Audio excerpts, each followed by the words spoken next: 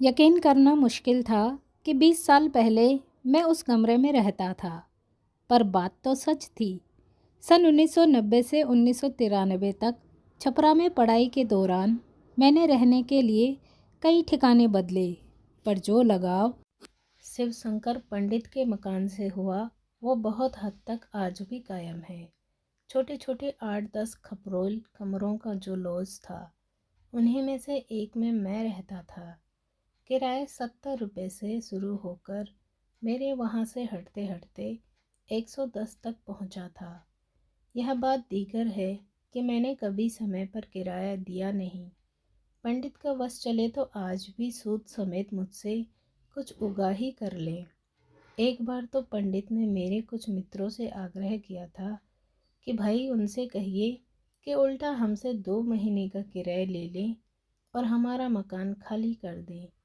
पंडित का होटल भी था, जहाँ 5 रुपए में भरपेट खाने का प्रावधान था। मेरा खाना भी अक्सर वहीं से होता था। पंडिताइन लगभग आधा दिन गोबर और मिट्टी में ही लगी रहती। कभी उपले बनाती, कभी मिट्टी के बर्तन। जब खाने जाओ, छट से हाथ धोती और चावल परोसने लगती। सच कहूँ, उस वक्त बिल्कुल घृणा नहीं होती थी, बल्कि गोबर और मिट्टी की खुशबू से खाने में और स्वाद आ जाता। उनकी एक बेटी थी, मालती। 1993 में उधर उसकी शादी हुई। उधर मैंने उसका मकान खाली किया। वैसे मालती से मेरा कोई खास अतरंग रिश्ता नहीं था, मगर उसके जाने के बाद एक अजीब सा सूनापन नजर आ रहा था। मन उचट सा गया था, इसलिए मैंने वहाँ से हटने का निश्चय किया। इसके पहले कि दूसरा ठिकाना खोजता, नौकरी लग गई और मैंने छपरा को अलविदा कह दिया। 20 साल बाद छपरा में एक दिन मैं बारिश में घिर गया और मेरी मोटरसाइकिल बंद हो गई। सोचा क्यों ना बाइक को पंडित के घर रख दें, कल फिर आकर ले जाएंगे। मैं बाइक को धकेलते और बारिश में भीगते वहाँ पहुँचा। पंडित का होटल अब मिठाई की दुकान में तब्दील हो गया था। पंडिताइन मुझे देखते ही पहचान गई, चाय बनाने लग गई। मैंने उनसे कहा, भौजी आप चाय बनाइए, तब तक मैं अपना कमरा देख कर आता हूँ, जहाँ मैं रहता था। पीछे लॉज की ओर गया। सारे कमरे लगभग गिर चुके थे। अपने कमरे के दरवाजे को मैं आत्मीयता से सहलाने लगा। तभी मेरी नज़र एक चित्र पर गई, दिल का रेखा चित्र, और बीच में अंग्रेजी का एम। यादें ताजी हो गई। एक दिन मैंने मालती से कहा था, अबे ओ बोनी, नकचड़ी नाक से बोलने वाली लड़की, तेरा ये मकान मैं तभी खाली करूँगा जब तू ससुराल चली जाएगी। इस पर वो बनावटी गुस्से में बोली, ये मेरा मकान है, जब चाहे तब निकाल दें तुम्हें, ये लो। और उसने खुरपी से दरवाजे पर दिल का रेखा चित्र बनाया और बीच में एम लिख दिया। मालती का कद काफ़ी छोटा था। लॉज के सारे लड़के उसे बॉनी कहते थे, मगर उसके पीछे वे जानते थे कि मालती खूंखार है, सुन लेगी तो खुरपी चला देगी। ये हिम्मत मैंने की। एक दिन उससे कहा, ए 3 फुटिया, जरा अपनी दुकान से चाय लेकर तो दे। उसने कहा, चाय नहीं, जहर लाकर दूंगी भालू। नहाने का कार्यक्रम खुले में होता था, नल के नीचे, और मालती ने बालों से भरा मेरा बदन देख लिया था, इसलिए मुझे वो भालू कहती थी। मैं समझ गया कि उसे बुरा नहीं लगा था, कुछ मस्ती में कर रहा था, कुछ वो। फिर तो मस्ती का सिलसिला चल पड़ा। पंडित के घर के पिछले हिस्से में लॉज था, अगले हिस्से में वो रहते थे। बीच में एक पतली सी गली थी। मालती हम लोगों के लिए अलार्म का काम भी करती थी। सुबह सुबह गाय लेकर उस गली से गुजरती तो जोर से आवाज़ लगाती, कौन कौन जिंदा है?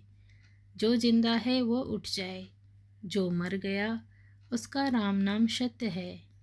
मैं जानता था कि मरने वाली बात वो मेरे लिए बोलती थी, क्योंकि मैं सुबह देर तक सोता था।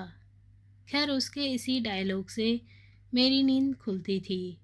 फिर भी कभी अगर नींद नहीं खुलती तो मार्टन टॉफ़ी चलाकर मारती। उन दिनों बिहार में मार्टन टॉफ़ी का खूब प्रचलन था। उसका एक राशन दुकान भी था जहाँ उनका बेटा यानी मालती का बड़ा भाई बैठता था। उस समय मैं महज 19 साल का था। इतनी मैच्योरिटी नहीं थी। मैंने मालती के राशन दुकान का भरपूर फ़ायदा उठाया। जब कभी वो गली से गुजरती तो अपने आप से ही ज़ोर ज़ोर से कहता, यार कॉलगेट ख़त्म हो गया, पैसे भी नहीं है। मालती बहुत अच्छी लड़की है, उससे कह दो तो कॉलगेट क्या पूरी दुकान ला कर दे दें। फिर क्या, थोड़ी देर बाद दरवाजे पर कॉलगेट पड़ा मिलता। फिर तो कभी साबुन, कभी कभी चीनी, कभी कुछ मैं अपनी जुगत से हासिल करने लगा। एक दिन वो गली में टकरा गई। बोली, तुम मेरे बारे में क्या सोचते हो? दिन रात जो तारीफ करते हो, क्या सचमुच इतनी अच्छी और सुंदर हूँ? मैंने उससे मुस्कुरा कर कहा, तुम तो बहुत सुंदर हो, सिर्फ थोड़ा कद छोटा है, नाक थोड़ी टेढ़ी है, दांत खुरपी जैसे हैं और गर्दन कबूतर जैसी। बाकी कोई कमी नहीं। सर्वांग सुंदरी हो। वह लपकी, तुम किसी दिन मेरी खुरपी से कटोगे। अब खा लेना मार्टन टॉफ़ी। शरारतों का सिलसिला यूं ही चलता रहा। एक दिन उसका रिश्ता आया। बाद में पता चला कि लड़के वालों ने उसे नापसंद कर दिया। यह मालती के लिए सदमे जैसा था। कई दिनों तक वो घर से निकली नहीं, और जब निकली तो बदल चुकी थी। वो वाचाल और चंचल लड़की अब मूक गुड़िया बन चुकी थी। उसका ये शांत रूप मुझे विचलित करने लगा। एक दिन मैंने उसे गली में घेर लिया। पूछा, तू आजकल इतनी शांत कैसे हो गई? वो बोली, तुम झूठे हो। कहते थे कि मालती सुंदरी है। लड़के वाले रिजेक्ट करके चले गए। मैंने उसे समझाया, धत पगली, वो लड़का ही तेरे लायक नहीं था। तेरे नसीब में तो कोई राजकुमार है। वो भोली भाली मालती फिर से मेरी बातों पर यकीन कर बैठी। अब फिर वो पहले की तरह चहकने लगी और कुछ दिनों बाद सचमुच उसकी शादी तय हो गई। उसने मुझसे पूछा, तुम मेरी शादी में आओगे ना? मैंने चिर परिचित अंदाज में जवाब दिया, चाहे धरती इधर से उधर हो जाए, मैं तेरी शादी जरूर अटेंड करूँगा। उसकी शादी हो गई। संयोग देखिए, जिस दिन शादी थी उसी दिन मेरा पटना में इम्तिहान था। मैं अटेंड नहीं कर सका। मालती चली गई थी अपने साथ समस्त ऊर्जा लेकर। मालती के जाने के बाद कुछ खाली खाली सा लगने लगा था। समझ में नहीं आ रहा था कि हुआ क्या है, कहाँ चली गई ऊर्जा। ऐसा कब तक चल सकता था? कुछ दिनों बाद मैंने भी वो कमरा खाली कर दिया। भौजी की चाय तैयार थी। मैं चाय पी ही रहा था कि पंडित जी भी आ गए। बातों बातों में मैंने उनसे पूछा, मालती कैसी है, कहाँ है आजकल? तब पंडिताइन ने बताया, मालती वो अब दुनिया में नहीं। मेरे पैर तले जमीन खिसक गई। कांपते स्वर में पूछा, कब हुआ ये सब? पंडिताइन ने आंखें पोंछते हुए कहा, शादी के 2 साल बाद ही।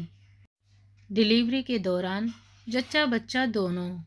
ओहो, तब मैंने सोचा कितना बदनसीब हूँ मैं। एक लड़की जो मुझे बेहनता चाहती थी।